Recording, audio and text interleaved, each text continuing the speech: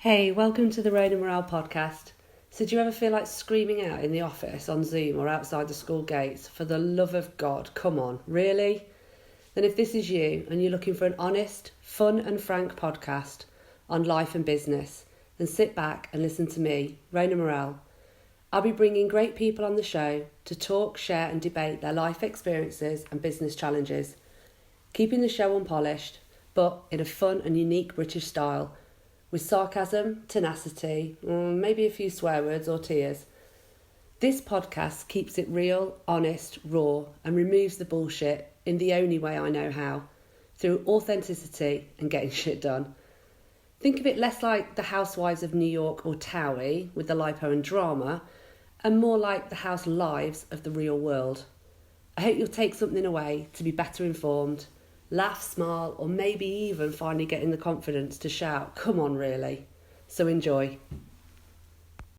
Hi, Anna. Hi, Tarek. Welcome to the Rain and Morale podcast. How are you both today? Great, thank you. Yeah, very well, thanks. Good to see you.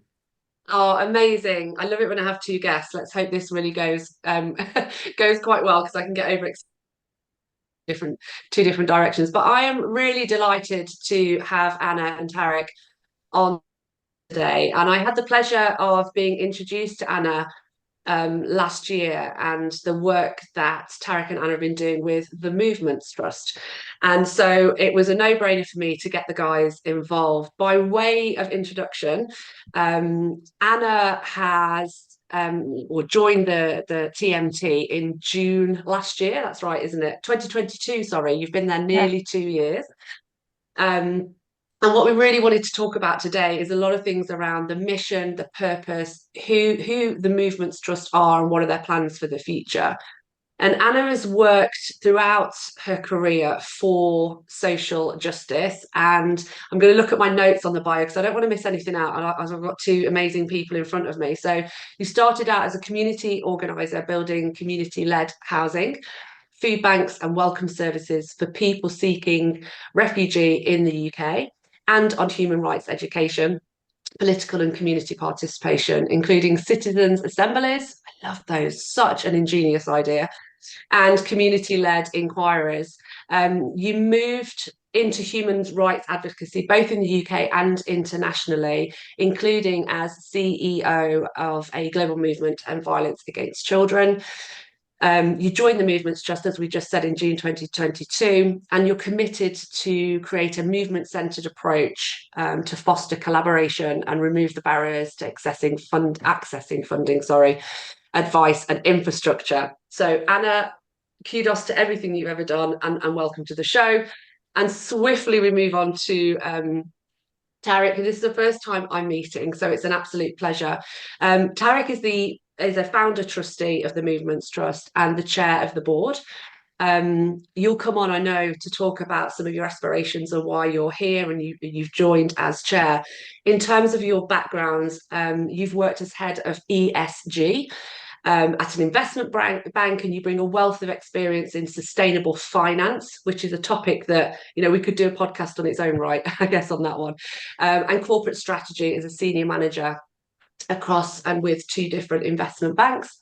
You do have a passion for climate action as well as inclusion and diversity, and where you also bring experience as a former co-chair, I believe, of an EMEA-level gender equality network. So again, thank you for the work that you did there. You're keen to explore how actually new audiences can engage with varying different topics and people-powered movements, and you're looking forward to partnering with innovative movements through the Movements Trust. So welcome to you both. Thank you so much. Oh, now I can breathe and I can now shut up. So Anna, over to you first, or Tarek, who would like to go first? After Anna. Ah, ladies first, ladies first. So Anna, I would absolutely love to hear more about your kind of move into TMT and actually what sets TMT apart in terms of the philanthropy sector, and some of the amazing movements you've worked with, and what are some of your goals and beyond. Over to you. Thanks so much for having us. It's really great to be here and to talk about where we've got to as the Movements Trust, because we're still really young. We've just passed our kind of 18-month mark, looking ahead to our second anniversary this summer. I was so delighted to join the Movements Trust when I saw the role advertised as the first kind of founding member of staff, really, to get this great idea up and running. Because by that time I'd had quite a significant, scarily looking ahead to my kind of 30-year career mark now. I'd long experience both at community level, but also for national and international sort of NGO management. And I really had got to the point in my career where I felt that community organising, movement development is really where some of the most important social change is going to happen for us. But entities of that kind really face a lot of barriers in getting funding, particularly that very first grant or two grants that gets a group of activists or organisers and their idea off the ground. I thought it was such a great idea. So I came in. The organisation had been set up, and Tarek can talk more about that, as one of the founding trustees, but by a partner organisation called Climate 2025. And they were still really running and trialling the model. So I came in to try to see if we could really grow it. And I'm so pleased at the success that we've had. We can tell you more about that, but for me, I'm just so excited about the fact that as such a young organisation with the mission to get more funding to movements, that we're very, very close for our second anniversary at having probably moved about 1 million in grants to social movements. And Amazing. we'll hopefully very soon kind of pass having a family of about 100 movements. We've got 60 plus at the moment, and inquiries coming in all the time, UK and international movements. I can see that what we do as a trust really does help move money, and what we're really planning to do going forward is to make sure that we get in touch with more movements and help them. Yeah. So just anyone who might not kind of understand, and I guess we'll draw this out as we go through anyway, and then I'll come to you in a sec, Tarek, is just explain the differences about the two main things that the Movements Trust does. So I'm a movement, I'm passionate about something and I really need some help. So I guess I can come to you potentially for funding, but that's not all that you do, is it? Yeah, the key service that we do and where we've really seen growing demand is we're a registered charity, and we partner with movements that are not registered so that they can be eligible for funding. In the UK particularly, but elsewhere, pots of funding are quite often restricted to entities that have some form of registration, and particularly charity registration, but that's quite onerous and also time consuming. And for a lot of movements that are at the beginning of their life, they're not registered as a charity. So they often can't access a lot of different types of funding. So we really partner with them, give them that eligibility so that they can access grants. And that's where we've seen a lot of growth. We've worked with about 30 different donors to get a grant to a movement by acting as that charity intermediary. We do run some grant making of our own. We are a re-granter, so that's where we've taken a pot of money from a foundation or a donor, and we distribute that in a grant program. But that's the kind of secondary service. I think our real kind of unique offer is to act as that charity intermediary to get grants to movements. Amazing. Thank you, Anna. And Tarek, just take us back a little step before we go into more of the detail and kind of the movements and what's coming up next. Tell me a little bit more about why this sparked that passion for you when you saw this and became part of that very early journey. Yeah, so I think part of it was a bit of luck, at least from my side. So back in 2020, which was a critical time for everybody during COVID, I'd actually taken a break from my banking career because I wanted to pivot more into the environmental and social space, into the sustainable finance sector, which I wasn't completely a part of beforehand. Yeah. And during that time, one thing I missed was engagement and social impact, which I was able to do through my company. And I realized I was very reliant on my old firm to do that. So I was just initially seeking opportunities where I could contribute, where I could feel that sense of purpose towards climate justice, towards social impact. In a positive way. And I was very fortunate to be contacted by one of the members of Climate 2025 saying, look, we have this idea of the Movements Trust. They were keen on my profile, and we just had an initial conversation, and it all stemmed from there. So I Right. feel very fortunate that the Movements Trust was created, through Climate 25, and they approached me to be part of that journey. Yeah. And we've just gone from strength to strength. Um, can I ask you what at what point of your, because I'm always intrigued by this. Obviously, I'm taking a guess that you're younger than me. That's really like I don't know, but I'm looking at you thinking, I think you're younger than me. I'm seeing so many more people of my generation. I need to be careful what I say so I don't offend you. That are taking this shift and change. What was it that made you go, well, hold on a minute, I want to pivot? So I think throughout my career, and even when I was at university and school, climate justice, volunteering, social impact, social mobility were always core parts of my upbringing and my life.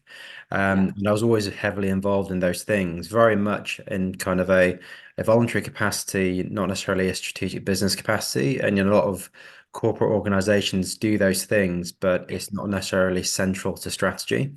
And I think the time I decided to take my break, the investment banking sector was slowly moving into this concept of ESG and sustainable finance that became more part of a core business strategy. And from my right. perspective, the thing that I was missing in a career that I was doing well at was a sense of purpose. Yeah, And I think that's where a lot of people who either move out of banking or move out of financial services, I think a number of them from people I've spoken to are all searching for that sense of purpose where they can make a real contribution, or a contribution that's more tangible to them, towards society, not just about making yeah. money or making a successful company, but what impact are you having on society? So that was always in the thread of my fabric. And it got to the point where, you know what, I want to do more about this. That's attuned to what I do for a career. Yeah, amazing. Thank you for that. And I'm always intrigued about what makes that tip for people. And there is always a common thread. It's either something that's been generated through the culture and the family, or it's something that's always ticked by. And then, but you've been stuck in this structure. You've got to earn money and rent a house or get a mortgage and whatever happens in life. So I'm glad you've pivoted. So thank you. That's amazing. Anna, can you take me through a little bit more about how a movement might approach you, what process they might have to go through, and what makes you unique? Because I know you're really passionate about trust-based philanthropy and also making the process, I guess, more equitable because it's easier to gain access into that structure. So talk to me a bit more about that. Sure. We're doing everything we can actually to really try to make sure our services and our processes are really accessible to movements. And we spend a lot of time actually talking to the movements we work with and getting their feedback so that we can try to hone the processes even more. It's a good question how movements come to us. I think we're very lucky having that legacy from Climate 2025 and through word of mouth, I think. We've now got around 60 plus movements that are, if you like, on our books at the moment. And what they do in terms of accessing our service is we need movements to put in quite a simple application that allows us to understand who they are and what they're trying to achieve and the tactics they use.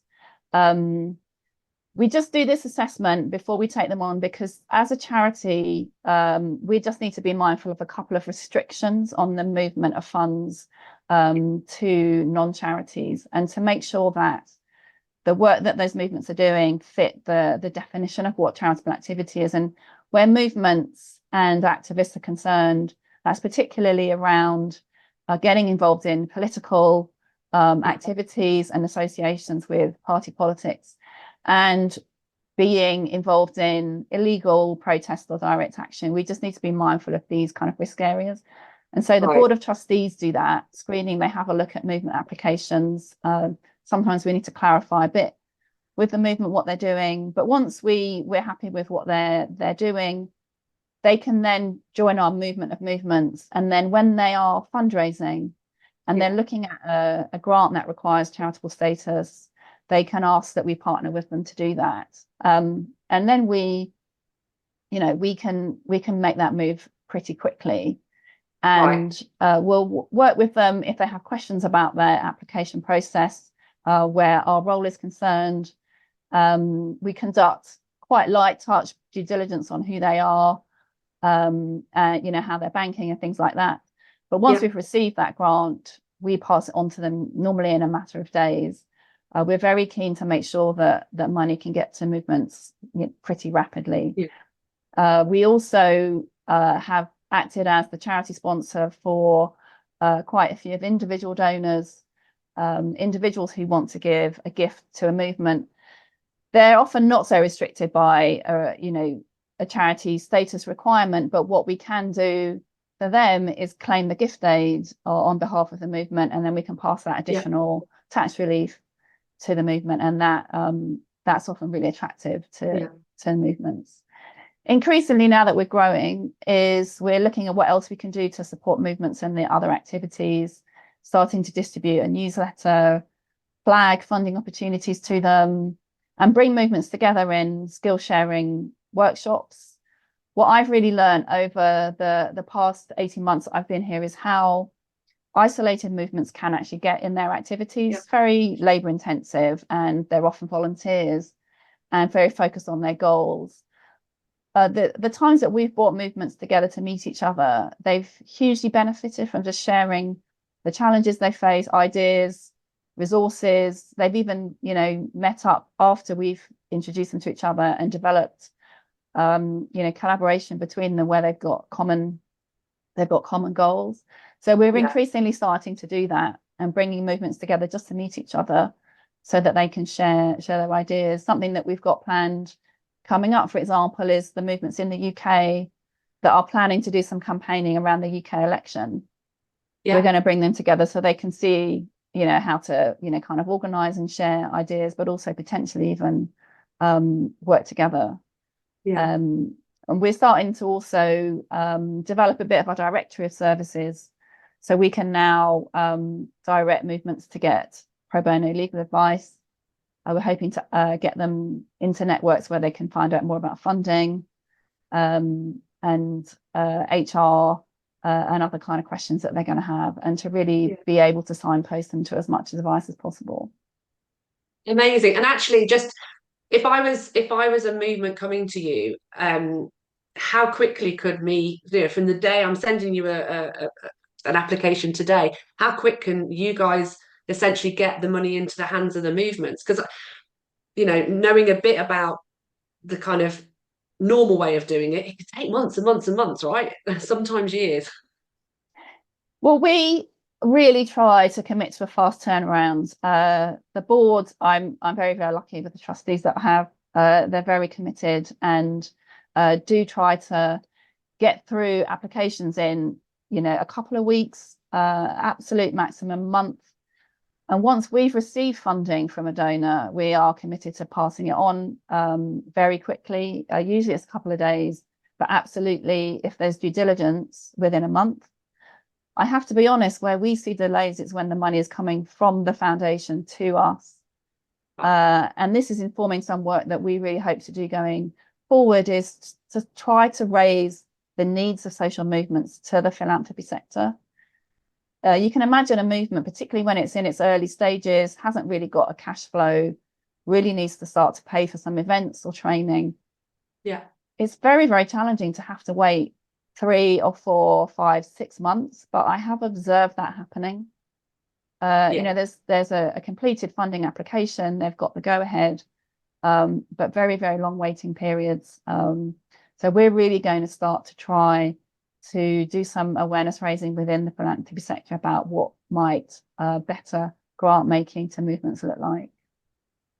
Amazing. I look forward to seeing that come into fruition, because like you said at the very beginning, a lot of these people quite isolated on their own, and it's difficult and hard to be motivated every day, yet alone given the green light and then waiting that long. I wonder how many we lose in that fight and battle because they need to walk away. Tarek, Anna touched on a little bit there around the movement's due diligence and activism. Okay, so I guess, I've seen what's been happening in the news about, if I'm walking down a street too slow, or I might have something that's deemed that I can, tie myself to something, and there's that connotation around activism. How do you and the board of trustees view those things, and how do you expedite that and work on trust philanthropy? Yeah, so we've had some very interesting discussions around that particular point, and I think it's great that we have a diverse board of trustees who come from, people like myself come from financial services, but then people who are more closer to the activism space. And I think for us the main piece is striking a balance, because we're very mindful that we don't exclude the needs of movements by what they do.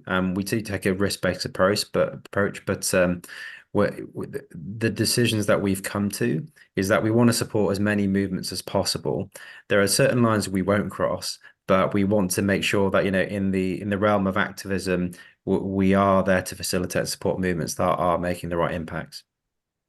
Amazing. And do you think the word activism helps or hinders a lot of these people? I don't know what it's like with your families, but I have some really good heated rows when we've got people, oh, they're sticking glue, or they're throwing soup, or they're doing this, and I'm like, well, I was at the big one, I was absolutely fine, I wasn't. So how do you think that word helps them, or the movement of movements is actually something more we can play on? Yeah, I think it has connotations, most certainly, but I think part of it comes with clarity and education as well, in terms of what does activism really mean, for organizations, for movements, for the public.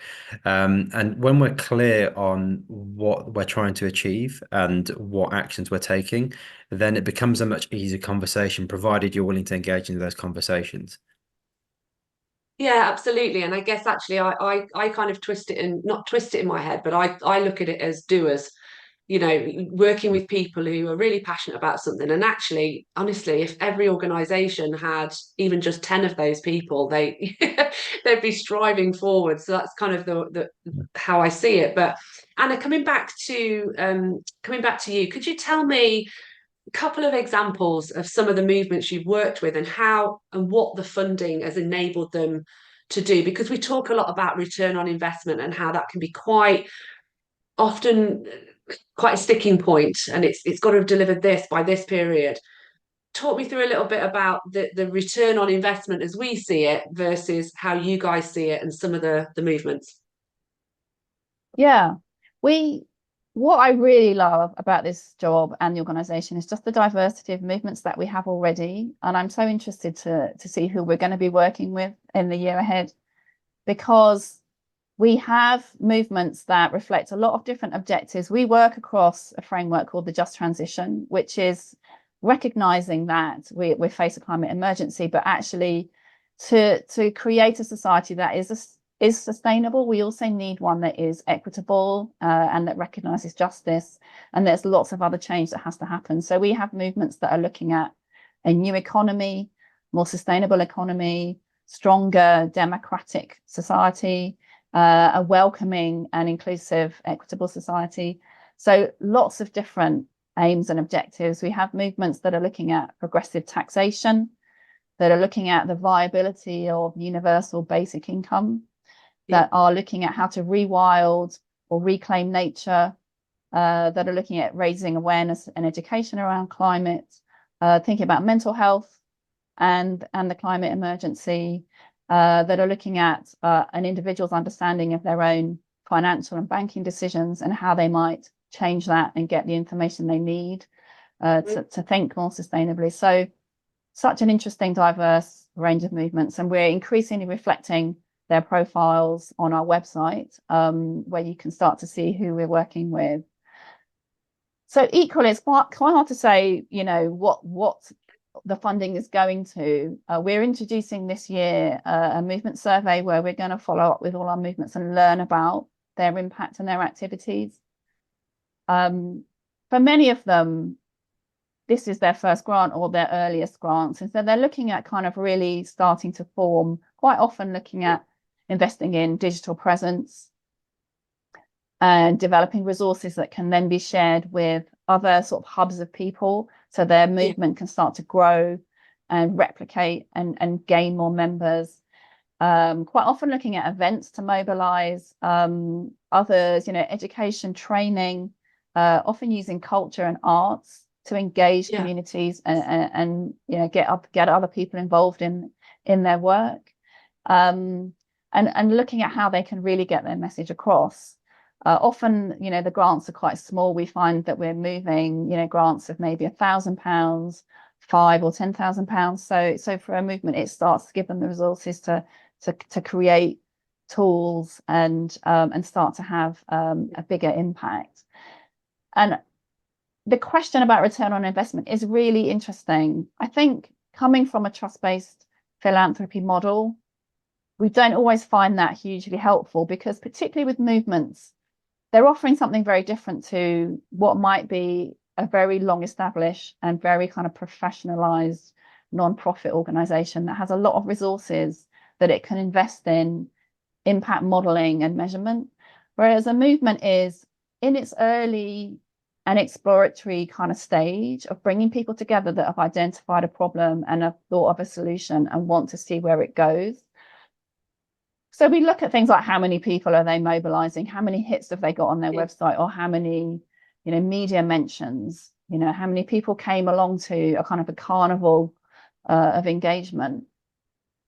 But we really recognize that what they might be trying to achieve, which could be a just transition, it's a long haul. And we don't want to hamper them too much with thinking about measurement. And the way that we're sort of bringing into our follow-up is really to understand movement activity through dialogue, by speaking to them, by having a catch up with them, or getting them to kind of send us their stories in a way that suits them, so that we can really we can learn from them, but we're not kind of tying them too much up in knots at this stage of measuring and monitoring with their very, very valuable resources.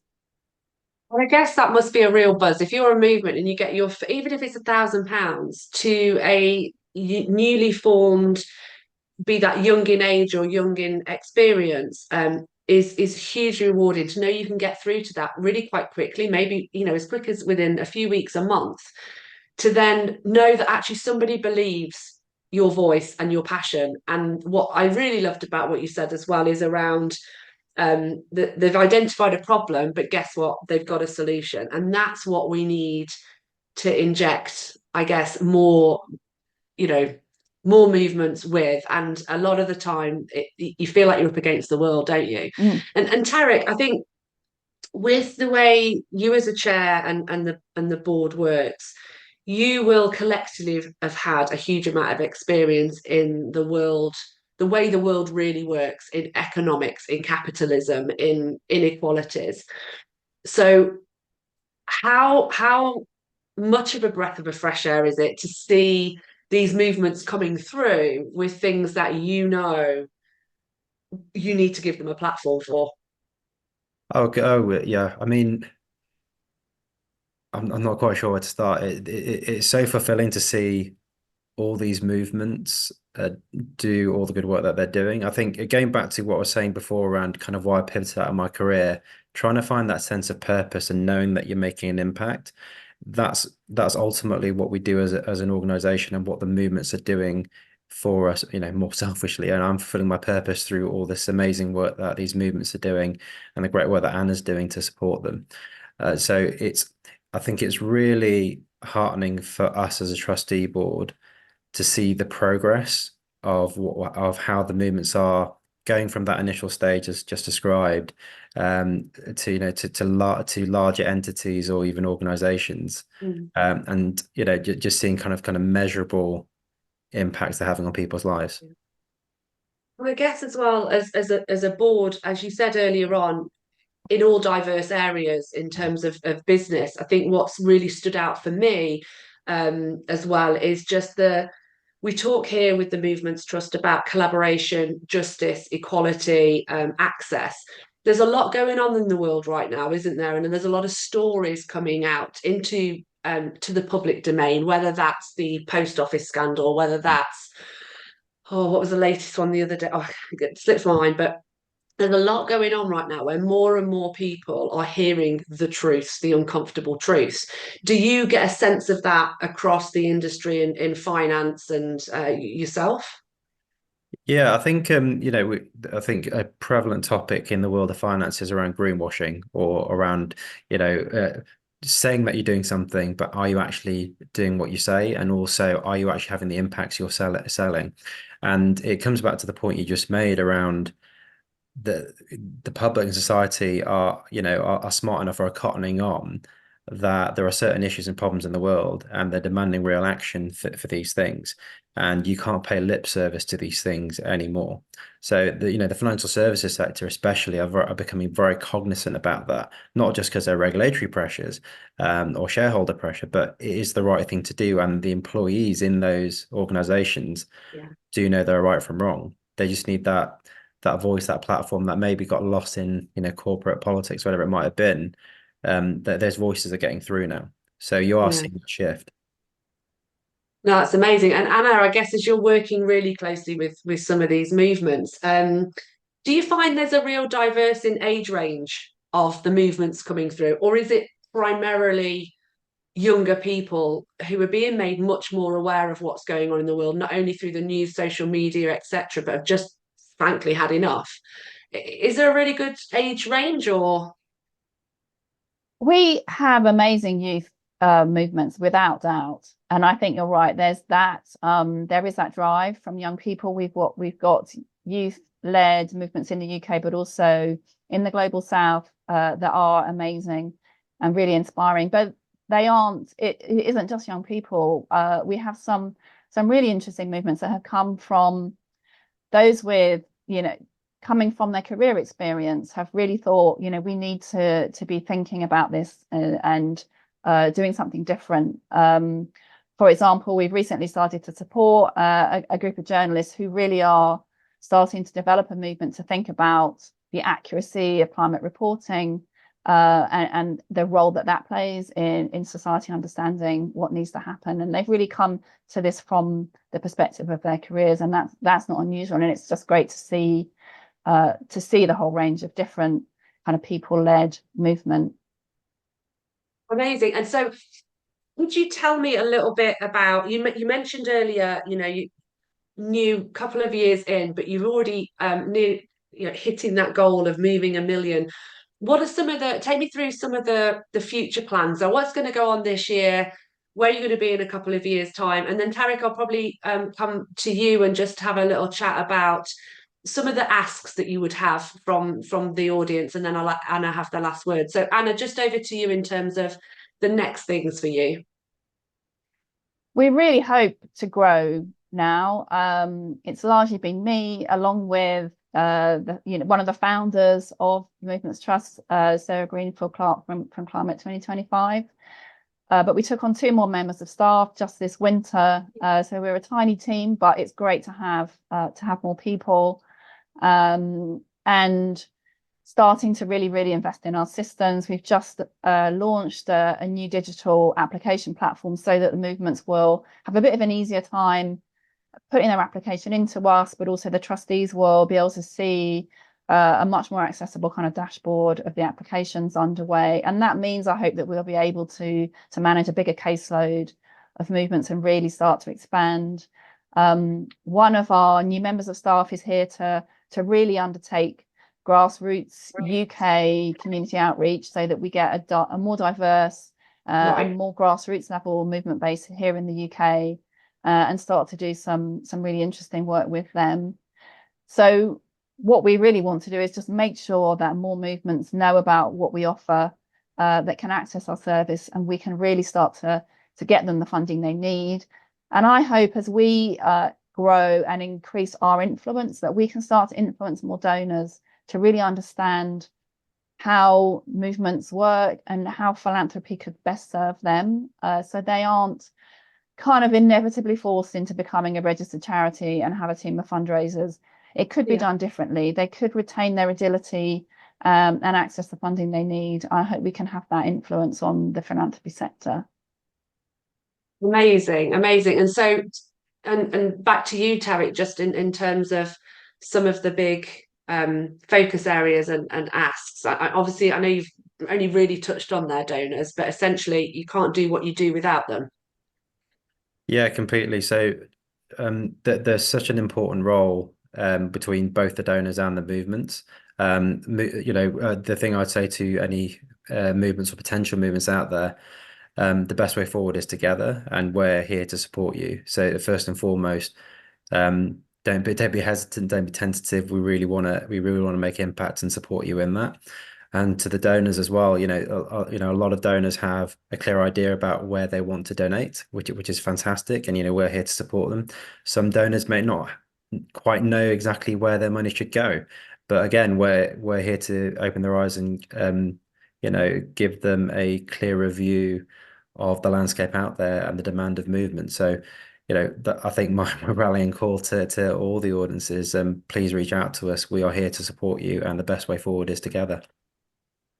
Amazing, thank you, Anna. I'll absolutely give you the last word, and I really just want to say before you do, my knowledge of the Movements Trust and knowing Anna and the team, I focus my work on all things UN Sustainable Development Goals, and there's really not one there that couldn't be somebody in a movement or a donor wanting to connect. If they knew roughly where they were or a sector, you guys really have the ability to do it all. So Anna, what would your ask be of the audience, and just to round it up?